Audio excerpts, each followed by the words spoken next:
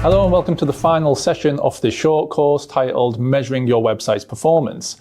Today I'm joined by Rachel from the MediaWorks team. Rachel, could you introduce yourself, please? Hi, my name is Rachel McGuigan and I head up the Insights and Innovation team at MediaWorks. So the first question I have then, Rachel, is why is it important to measure our website's performance?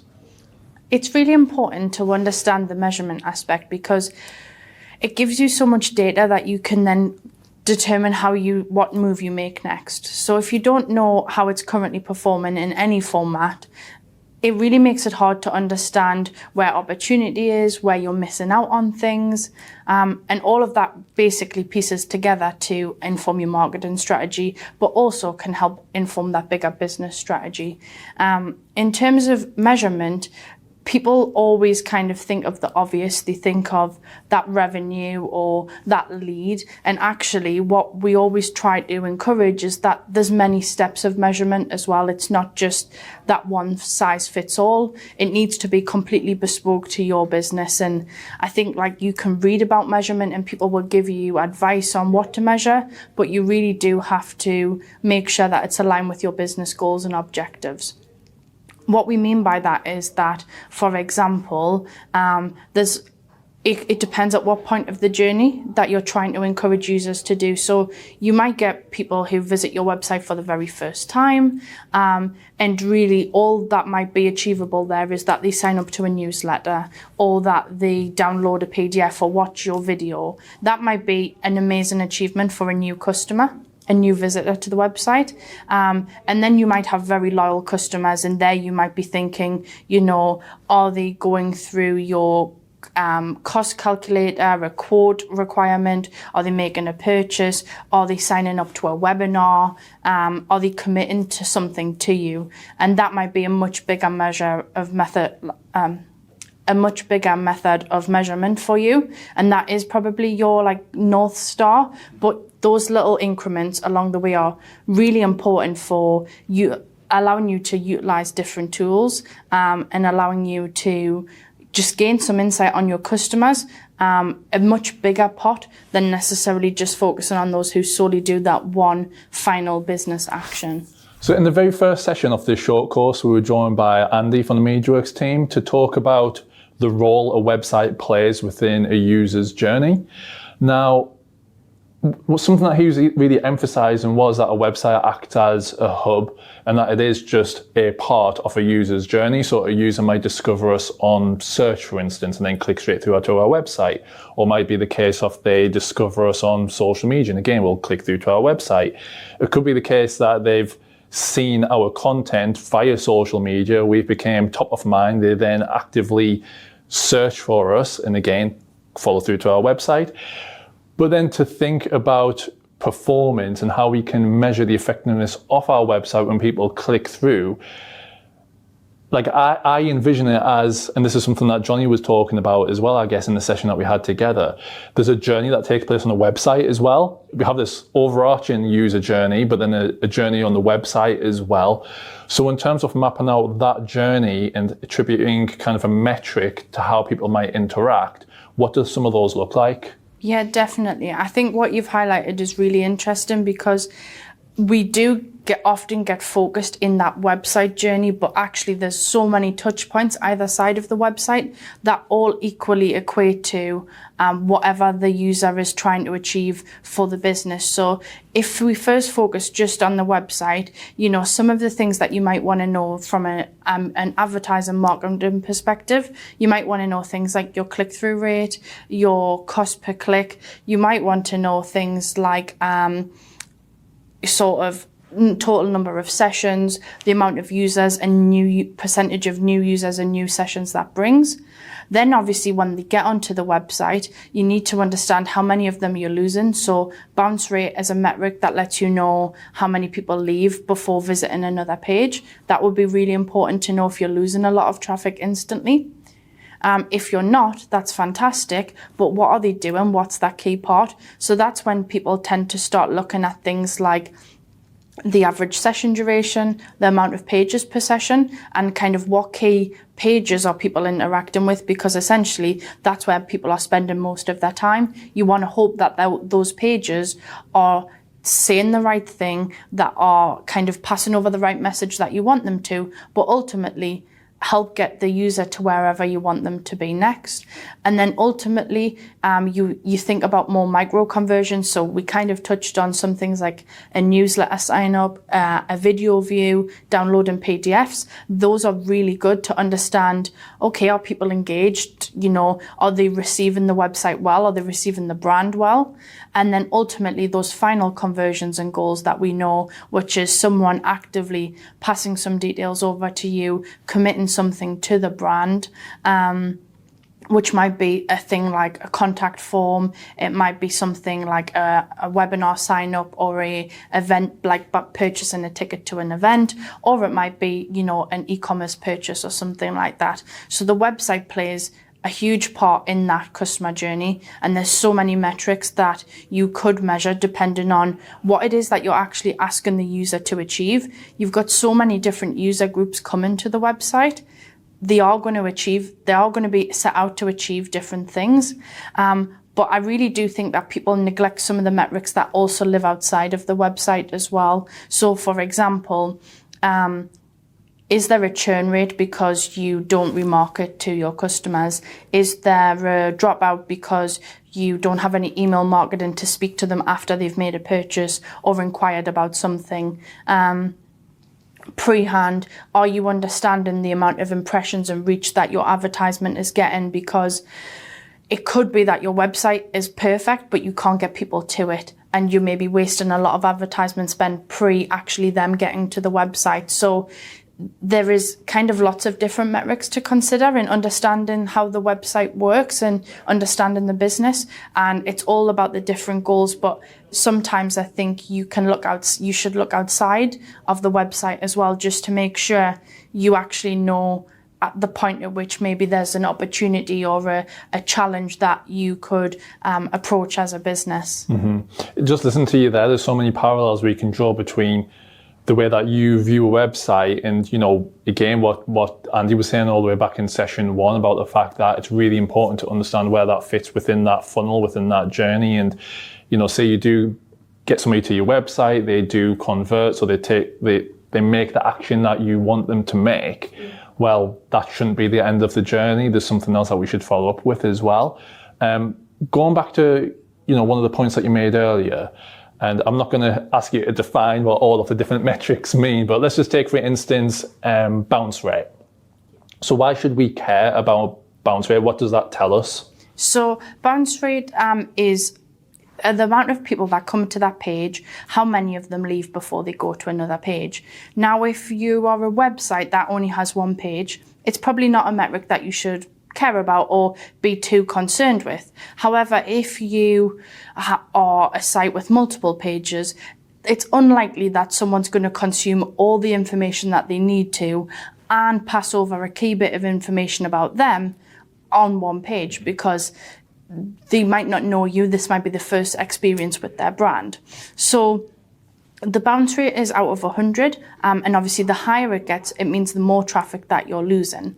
So if you've paid to send 1,000 visitors to your website and 90% of them bounce, that only leaves you with a pot of 100 users to hopefully try and gain some piece of information out of, or to learn about what they do on the website.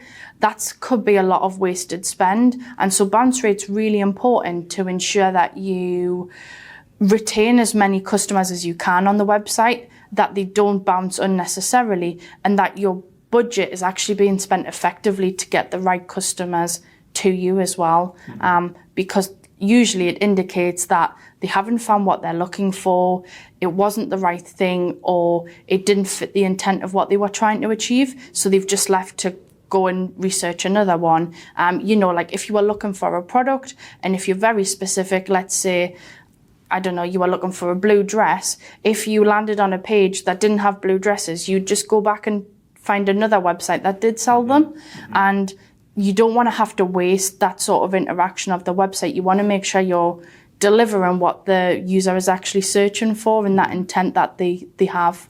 Yeah, the reason for asking about that particular metric, if you like, is when we think about the funnel, we can attach that to kind of more top of funnel activity, and also draw upon what Tom was talking about in the session that we had together with myself, him, and Alex.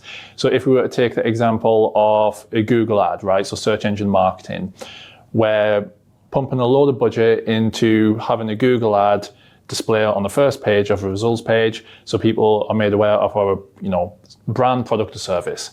They click through, but like you said, if bounce rate is really high, we're not serving people with the relevant content. So now actually we're starting to think about Natalie's session when she was talking about the type of content on the landing pages, etc. Then I guess that's when we'll see bounce rate increase. And like you said, we're just wasting our money, aren't we? Yeah, it's all about turning those dials, and each element has a placed a point to play in that to turn a dial to try and ultimately encourage more users to get to the bottom of that funnel. And that's really why when we look at reporting on a client, we really think about the bespoke marketing funnel for them. So it's not one size fits all. And actually your funnel might start with paid data, and it might be the amount of impressions, clicks, reach, and money that you've spent. And then you might go into the middle of the funnel, and that might be what happens when they get to your website. That's going to be sessions, page views, events, and goal completions. And then really the bottom of the funnel is going to be like, did that actually mean something for your business? So it might be utilizing your own first party data to say, yes, they made a purchase. Actually, they did come in, do this viewing. They did attend this webinar. They did enroll onto the course, whatever that may be, stitching other data together, because really you need that full view to understand, okay, so where is the biggest challenge and how do I turn that first to ultimately essentially get more at the bottom? And that's really important for businesses. Something you just mentioned there, and also, Andy mentioned that in session 1, was this idea of bespoke funnels. So within session 1, we discussed what a conversion funnel is and explained that idea and that concept to the learners. But this idea of a bespoke funnel then, does that mean that not everything fit into those 4 stages we typically have mapped out? So what is a bespoke funnel? Yeah, exactly. I think with marketing funnels, we're very familiar with the 4 stages. And I think people ultimately feel like they have to fit that mold. But it's like, well, what happens if my business isn't that traditional? Or, what happens if that's not quite right for us? And actually, you don't want to get sidetracked by what is out there in the industry as kind of the known. You need to make sure that it's completely relevant to what you're doing. So for example, if you are non-e-commerce, if you're lead gen, you don't need to think about some of those irrelevant parts. You don't need to think about okay, well, how many people added it to basket before they and then didn't go on to purchase and things like that. Those are not metrics that are relevant to you. And you need to start thinking about, okay, so what could I class? If I don't have a basket and I don't have a product per se, then what can I think about as, is a good intent metric to help indicate some dropout or some loss of customers? And it needs to be completely bespoke to what you're asking a user to do on the website. Every website is different, so there's not a set stage for that. It's not like you must have this event and you must do that. It's whatever means the most to your business. And I think that's where the bespoke comes in, because you could measure a lot of things, but you have to pick the ones that are right for you, because that gives you the insight and the data to help drive actual strategy and decisions off the back of it. Whereas I think if you run the risk of maybe sticking to what is out there in common or what seems traditional, your data could be skewed, or you might just kind of go down that wrong track of measuring things for the sake of measuring it and not actually because it gives you any value as a business. Mm-hmm. I think that's a massive point as well. And, it's something that is massively underappreciated or underrated, this idea that depending on your business, what you have to offer, but then also the audiences as well, those journeys are always going to look different. They're not going to just be a blueprint or a template you can just replicate over and over again. we discussed this idea of the journey isn't always linear. The way that people might move further up the funnel, or an example that I was using quite recently with some of the learners on our master's program was to think about, say for instance, you're a clothing brand. Somebody's searching for a particular product, they discover your brand, they click through to your website, they then are browsing and they're in the consideration stage now because they've already been made aware, they're now considering making a purchase. But they don't actually convert. What they want to do is actually go back to Google and do another search to find a similar product, and they're made aware of a new brand for the first time or a new retailer. So again, they enter the awareness stage, and it's not about making the funnel fit for the organization, but making the funnel work for the user and that user journey. That should always be kind of the starting point, and then thinking about, well, what can we do as a brand, as an organization to assist them through those stages so they don't feel the need to go elsewhere or to divert from that journey. They can just stay here with us. Yeah. So I think it's a really interesting concept. And sometimes it's not just as easy as saying, well, give them a discount code and they'll just proceed, because that is just human nature of how someone might approach, you always want to make sure you've got the best deal. Is it reputable? What else is out there, and is there anything similar? And you do have to be real, it isn't just about what the business cares about anymore. It really is about that customer first approach. We've worked on a project which is all about adoption of a new portal. And again, that's not your traditional signing up for something like submitting a form or making a purchase. It's about getting someone to use a piece of technology in their day-to-day. And when it's in a housing sector, it's like, okay, well, is everyone the same with digital? How ingrained is it in their daily life? And, sometimes you're trying to change people's habits and it's quite hard. So you do have to think more about what that person does and what it means for them, rather than, well, this is my website and that's what I want it to do. Yeah. So in the session that we had with Natalie, she spoke about the importance of setting objectives when they came to creating content. But going off what we've discussed so far in terms of having a metric and understanding how our website's performing, how do we set objectives for our website then in terms of how it performs? What do some of those metrics look like? How do we benchmark that as well? Because there'll be people who have a website already, so they have something to go off, i.e. previous performance and that historic data. But there'll also be people who are looking to launch a website for the first time. So again, how would we benchmark some of those metrics? Yeah, so I think, like you say, in anything you do, you should set an objective. And the website is no different, because if you don't know what you're trying to achieve, it kind of loses focus. It makes it really hard to make sure you're on track. And you also will never know how to make it better either. So it does apply for a website. And it's slightly different, I guess, if you're going from revamping a website to starting a website out, because if you have no presence at all and you're just starting, you do really want it. Some of the metrics that you might think about is, does it become visible? So organic search visibility, is it actually visible in the search results? Because if no one can find you, it probably isn't ever going to achieve what you want it to achieve.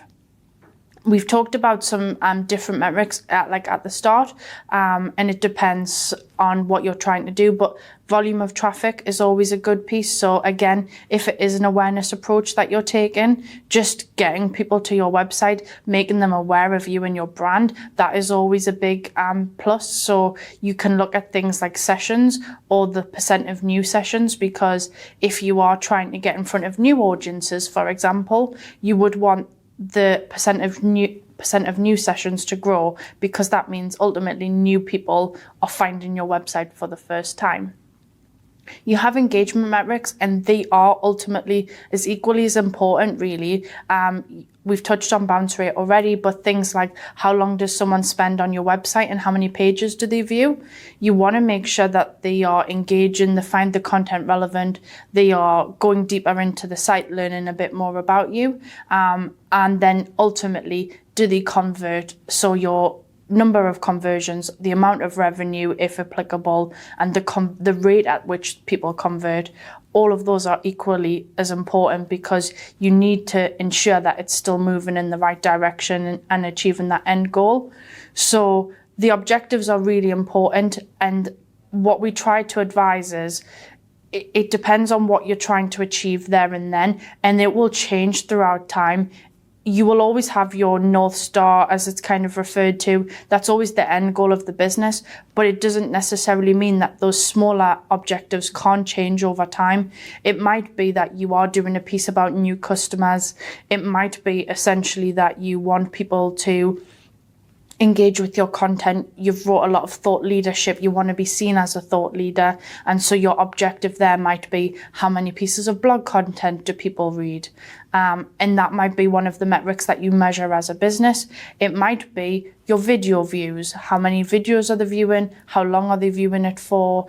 What percentage do they get through the videos? That might be your one of your most important metrics.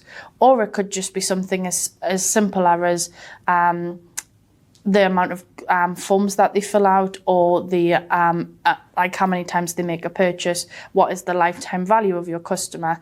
Those metrics can change. They should change as your business grows, as you face new challenges, as you change your strategy and your marketing activity. That I would expect those smaller objectives to change. But yeah, I would think you need to kind of pick a metric depending on what it is you're trying to achieve from the activity you're running, or the kind of stage that you are as a business. Mm-hmm. In terms of benchmarking it, it's always good to just take a clean break and say, where did we currently start at, and how often are we going to reflect on where that is moving from? So what we tend to do is take a snapshot of performance, the month before or the quarter before, and then we always compare as time rolls on in whatever time frame is applicable, whether that be weekly, monthly, quarterly, biannually, whatever that may be. But you really just want to compare from where you started, and hope that it's grew, or sort of, I suppose, slightly got worse if it's something that you don't want to happen. Mm-hmm. If there's a behaviour that you want to stop happening on your website. But you do need to reflect on where you started, because you'll never know if it got any better, or I guess what actions impacted that uplift that you are seeing. So if you don't take regular intervals to reflect on that, and you've made 100 changes, how do you know which one was the most important or could have been the most impactful in that scenario? So then when you're talking about those intervals of actually going in to monitor performance, it's a really interesting one, because a question I get quite frequently is, what do those intervals look like? How long should it be before I actually go in to look at how everything's performing? The key positives of these sort of platforms is actually some of the data is incredibly real time, and there's no harm in being able to keep an eye on things every week to understand what that landscape looks like. Because I think, should anything not be going great, you want to give yourself the best opportunity to get in there and make an impact and make a change, and not have to wait 3 months to realize something's not doing very well, and then have to restart as a business, because that can be quite detrimental. So I think the benefit of a lot of the digital platforms is they are incredibly real time. I don't think that you should be that impulsive to change on it every single day, because you do need an appropriate amount of data. And I don't necessarily think it's always to do with the time, but the volume of data that you have to make the decision. So if you've only had 20 people do something, we run some certain tests to understand performance. And if only 20 people have sort of went through the test, is that enough people to decide that I'm ready to make a decision to make a change on the website? So in my opinion, I would say keep an eye on it regularly. You don't want to be in the dark about what the data looks like.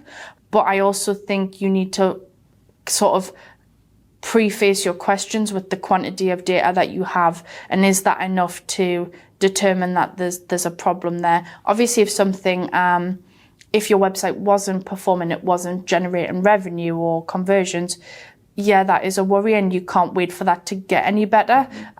But on some of the other metrics, like for example, when we talk about bounce rate or the amount of content viewed or consumed, you do have to think, okay, well, how many people did see that blog article? Is that a fair representation that it maybe didn't perform or generate the amount of viewers or engagement that we were hoping for? So I think there's no set time. I kind of go down the line of how much data you have to go off. So hopefully at this stage, our learners have got a lot to think about in terms of changes they can make to the website, whether it's got to do with the purpose of their website, the structure of the website, how they're going to drive traffic to the website, the content on their website, the design of their website, everything that we've covered within this short course. Yeah. So we're going to start to implement some of those changes. We're going to keep an eye on it on a weekly basis. We're probably going to phase out when we implement those changes as well. But when do we actually take a step back and probably review our website as a whole to really get a feel for, right, this is helping us achieve our kind of corporate level objectives, everything that we want to achieve as a business, versus just looking at how maybe certain pages or certain metrics are actually doing. Yeah, I really think that is something that people should do on a regular basis. I think we do see in the digital world, people tend to put everything on one form of activity. And actually, there's a bigger picture there of, okay, well, how is it all coming together and is it working like it should? So, you really don't want to be doing that exercise. Like, we would recommend that sort of iteration on a monthly basis, at least to ensure that everything is working as it should. And then it kind of leads us on into, well, how would you do that? Mm-hmm. How do you take stock of what is going on your website? And obviously businesses have a whole host of first party data from lots of different tools. So you might have your CRM system, you might have Excel spreadsheets that you might operate from. And then you've got a whole host of digital tools that can also give you insight into how is your website performing. For one of the most common tools that people refer to is Google Analytics. That is a web analytics platform that tracks your website performance. It gives you a lot of data, a lot of reports, kind of at your fingertips quite quickly. And that's a really good way, without having to do too much effort on a monthly basis. It's a really good way of getting an overview of how things are going and performing on your website. Has a lot of stats, a lot of reports that can ultimately answer some of those questions quite fast, regardless of the channel or the tactic that you're operating at that time. So that's a great way to do that.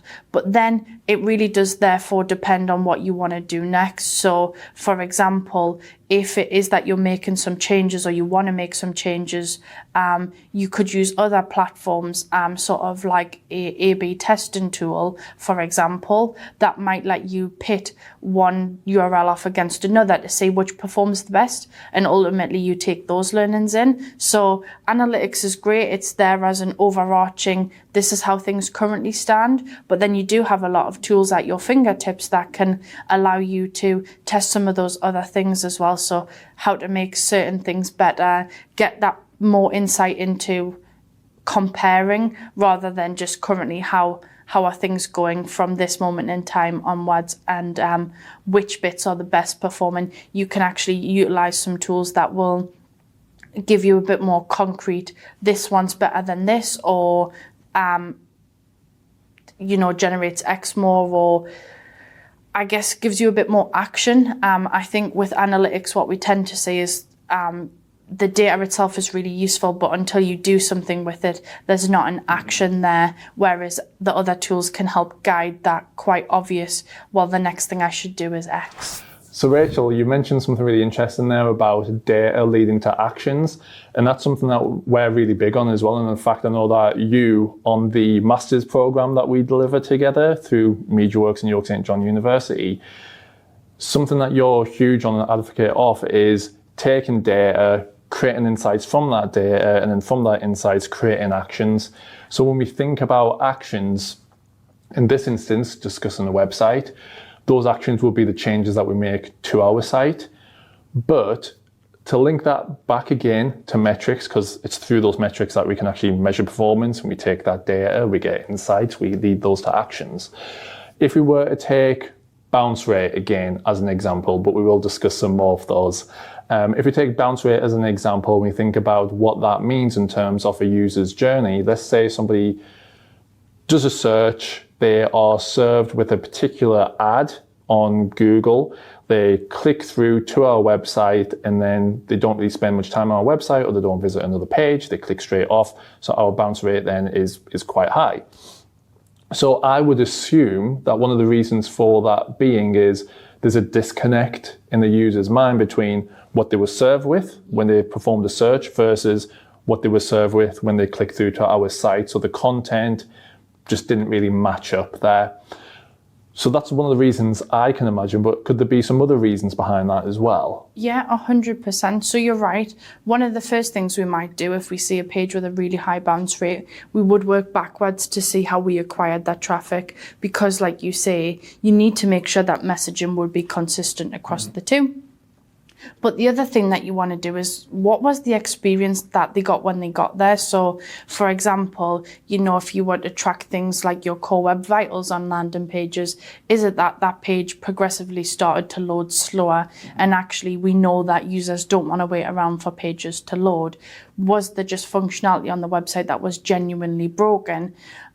Yes, that could also cause friction. You want to make sure there's no friction points for the customer or the user. The thing is, it's like, okay, well, how do you figure that out? Like, how do you know you could look and see if anything's broken, but if it's not, if something had glitched, if it wasn't there and then, or, because you're very familiar with the website, you know how it should work. It might be just intuitive to you exactly what to do, but for someone visiting the first time, it might not be. And so you can utilize tools to help you understand like session recordings and screen recordings, and it captures what users are doing on your website. So actually, one of the tools that we use is called Hotjar, and you can actually filter down recordings. So you can say, well, they landed on that page and they didn't view another page, and it will show you all of the recordings that did that. And then you can watch them and you can start to see, okay, well, how far did they get down the page? What did they interact with anything? Did anything cause any friction points for them? And you can start to analyze those recordings and make some key actions from the back of it. Is it, well, the key thing we wanted someone to do is right at the bottom of the page, and we see that people don't scroll more than once and then that's it? Or is it that actually people are viewing it on a mobile and there's lots of pop-ups, your live chat is causing it, they can't scroll, they can't hit the menu button, it's broken, and there could be loads of friction points, but actually the recordings are really useful to see that, because once we know our website, we're very familiar with how to use it. We use it in the way that we expect it to, but that doesn't mean that that's the way every user uses it. So utilizing additional tools to help you get that insight and some of that data is really key. So speaking on those tools then, do you think it's worthwhile just having a quick look at some of those then? Yes. So if we jump into our first tool of Google Analytics, there's two variants that you should be aware of. There's Universal Analytics, that is the old version of Google Analytics, and there's Google Analytics 4, which is the new generation of Google Analytics. And depending on your business, you might currently be operating in Universal, or you may be currently operating in Google Analytics 4. So we'll just quickly go through both of those, just so you're familiar with what the data might look like. So when we start off in Analytics, I'm just looking at the demo account. This is a free account that Google allow you to use for the merchandise store. You can jump in there and have a look at the data that's available. But you'll see on the left-hand side, it's split up into some key sections here: audience, acquisition, behavior, and conversions. These house lots of different reports, and the area that you might need to be in will totally depend on what it is that you're trying to answer or understand, or what question it is that you're looking at. So obviously, if you want to understand a little bit about who's coming to your website, you want to go into the audience section. You've got demographics data here, like age and gender. You've also got some things like interests, just so you can understand what it is that your users are actually interested in, value shoppers, technology, etc. Or you can go things like geo and understand their location. But really, there's a huge range of reports in here. So it's worth having a good dig around to see what you can do. And obviously you can see such a variety of metrics that appear on each report, so you can really dig deep into those reports and understand what's going on. Then we go into acquisition, and that is how you acquire traffic. So for example, you can look at the channels that are used to acquire traffic, and the kind of channels that are available will totally vary depending on what it is that you are running from a marketing activity. So email might appear there, organic search might appear in there, organic social, paid social, all of those might appear in this list as well. That can vary. And obviously if you change your date range at the top here, that's another way that some of this data will vary too, and you always have to be sure that you're dissecting the right date range at the right time.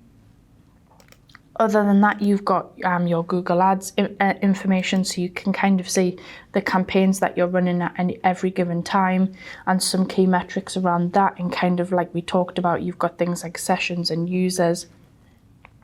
You've got your bounce rate, your pages per session, and ultimately the end goal. So because this is is an e-commerce platform, their end goal here is going to be your things like your conversion rate, your volume of transactions, your revenue.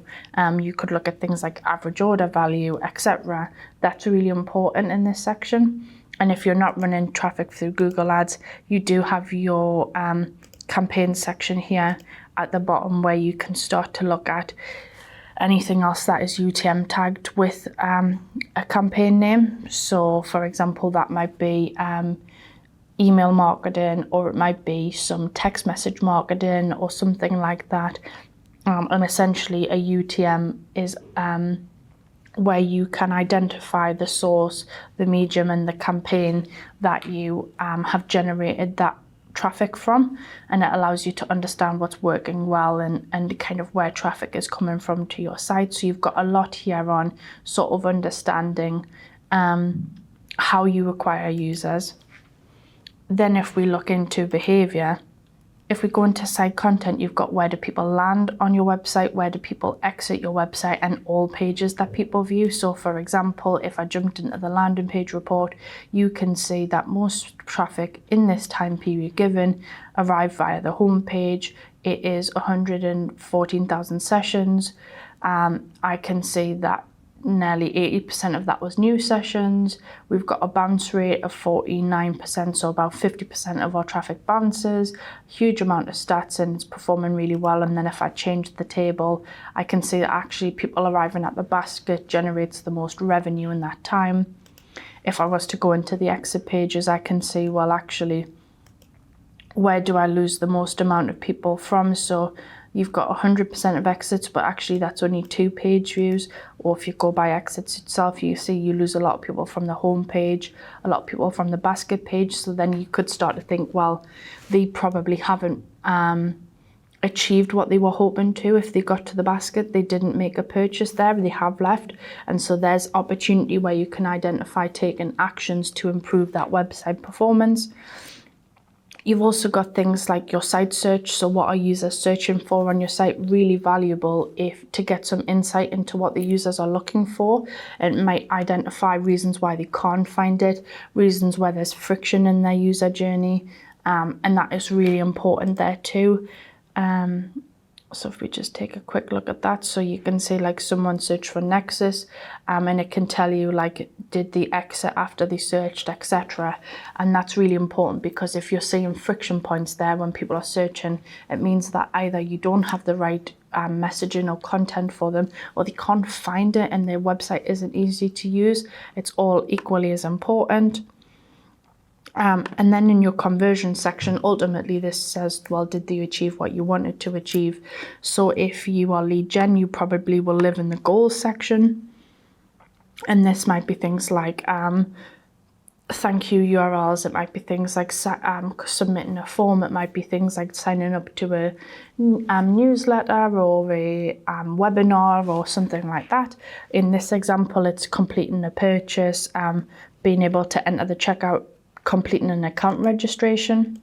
And then if you're e-commerce, you've got a whole host of reports in here to understand how you're performing. So the transactions that you have got through, how much revenue that was, but ultimately you can click into these and see exactly what it is that people were purchasing at the same time, so you could just start to understand like what do people buy together, etc.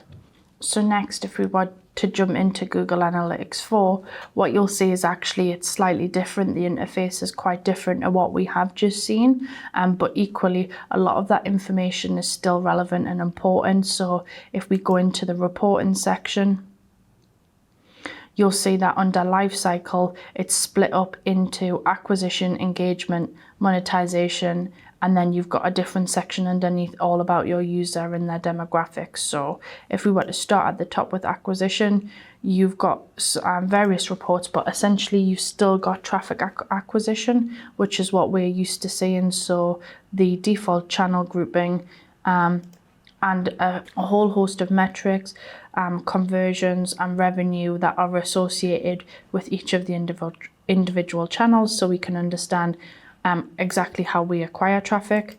If we go into engagement, we've got things like our events, our conversions, and the pages. So for example, if I jump into the pages report, you've got all of these dimensions and metrics that you can change. But for example, if I pick the page path, you can see the home page there, and you can see how many views it's got, how many users that it's received, and the amount of engagement time, the amount of events and conversions and revenue that has been generated here. And obviously you can continue to extend this out through this size drop down here, and you can see all of that as well. So you can see your page, like how your pages are performing. Obviously, if you're e-commerce, you are going to want to go into monetization and understand exactly what products are performing and making you money. So how many times was it viewed? When did it get added to cart? How many purchases did it end up in? How many quantities have been sold? And then lastly, if we go into users, we see different information about our audience. So again, we can see where they are based by country and city. We've got gender and interests and age and language. So we have very similar data to what already exists in the first platform.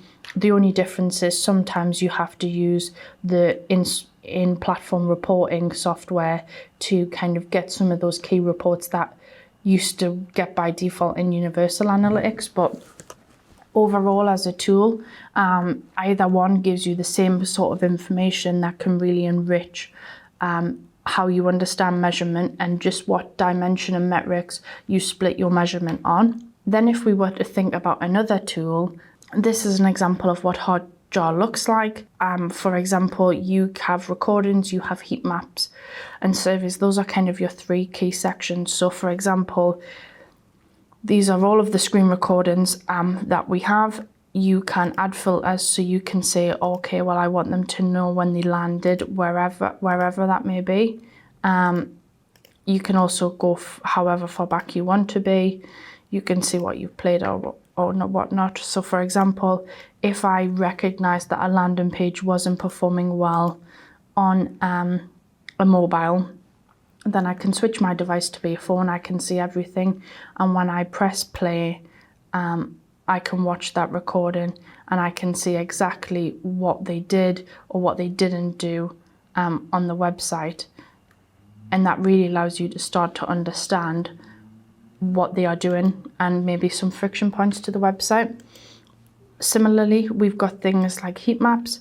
So for example, if I pick the digital marketing master's course, we can see exactly where people are clicking throughout the page, what they're interacting with, what they're not interacting with, and we can also change the metrics here to see how far they scroll down the page and, you know, do they make it to our key call to actions, etc., etc. So that's really important there as well. It gives you a lot of information. And then lastly, you can do surveys. So if you want to pull your users and understand exactly, you know, if you want to ask a specific question about what it is that someone was trying to achieve when they got to the website, is there a reason that they couldn't have achieved it? Is there anything that would maybe help them achieve it in the future? That's really important, that you can use those surveys to ask those questions and get a different type of data back from your customers. And then lastly, if we go into Convert, so this is another tool that we talked about earlier in the session, but this is it's an A/B testing tool. And what it allows you to do is test variants against each other. So for example, you can do lots of different tests. So if you wanted to compare one example of a contact form to another, if you wanted to trial one call to action being higher than another in a page, or, giving the user a micro conversion before they have to do the macro conversion, all of that is really good to test in a page layout in Convert. So if we were, to jump into one of the tests, and look at the report. So we've got some key stats around what is going on, how long the test has been running for, how many users have been tested, and it basically gives you an understanding. So we can see that so far we've seen a 255% increase in our primary goal, which is viewing the inquiry page. We can see we've also got some form of inquiries here and other key pages here. When you click into it, you can see that. So from this test so far, original has had slightly more visitors than the variant, but actually the variant has converted a lot higher with a very strong conversion rate of 55%.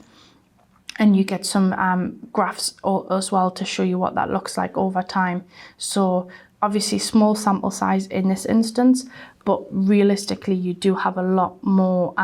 It does allow you to test what's going on. You can also look at the variants. You can see how they perform. You can look at a lot of different metrics like bounce rate, increase in engagement, page views, goal completions, transactions. You can totally customize it and start to pit those changes and test those theories against each other. Before you put it live on your website for all users, test it on a smaller portion to understand exactly what it is that might be performing, or whether that is a good design decision, or whether that content was as useful as you think it was, and did it get received well with users.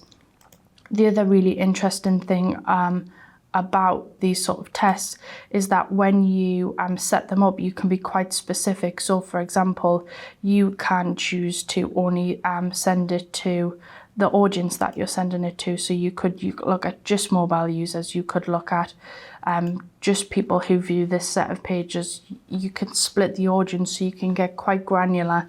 If you are wanting to do a new customer acquisition project, you can then look at, okay, well, who is just coming through for just new customers, so that it isn't kind of skewed by returning customers who are very familiar with your website and know exactly how to use it. So there's lots of different ways that you can test it. And again, there's a lot of data in here that would help give you instant actions to say, okay, well, we shouldn't move forward with that decision, or we should move forward with this decision. So Rachel, having looked at some of those tools and everything that we discussed within this session, I think it's given our learners a lot to think about in terms of how to measure performance. But just to make this a little bit more actionable for them, when this session ends, what do you recommend that they go away and do if they do want to reflect on how their website is performing? Yeah, I think that's a great point, because you don't need to go and get all of these tools that we've talked about. We are just trying to give you an example of what is out there. But essentially, most websites will have some form of web analytics platform installed. And I guess if you don't, that is your action, is to get one installed. Google Analytics is free to use, and it will give you a lot of insight into what's currently going on. It's a great place to start. I think you need to take stock of where you are right now. So go back to the drawing board, understand that objective that you're currently aiming for as a business, and make sure that you can measure it somehow, whatever platform is required to allow you to do that. And then I think you need to start to work backwards. So if this is your metric, how are you going to get there? And that might be where Google Analytics comes in to help understand where you are right now. It might solely be on the advertising channel that you're aiming for. It might be your organic search and the SERP results that are appearing, and maybe needing to look at some on-site content. But essentially, you're going to have to start working backwards, and you can't change everything at once, and you can't test everything at once. So you really need to pick maybe what what do you think is going to have the biggest impact? So what affects the most of your users right now? And maybe start there. It's always kind of easier to start on that bigger sample size. And it really is just all about small tweaks to try and make that bigger change at the end there. So I think make sure you've got something in place to get some data, because without it, you are kind of going blind into your business decisions.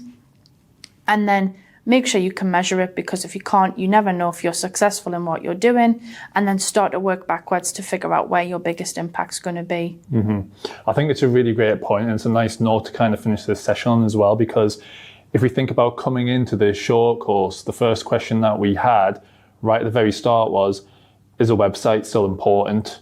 And, we've definitely answered that question. That's a resounding yes. But I also appreciate it can be a little bit overwhelming as well, given everything that we've discussed over this past 2 weeks, all the way up until this session. And for many people, they'll be sat there thinking, well, where do I start? How do I do that? And you've made a really good point there about kind of ranking for impact and prioritizing that.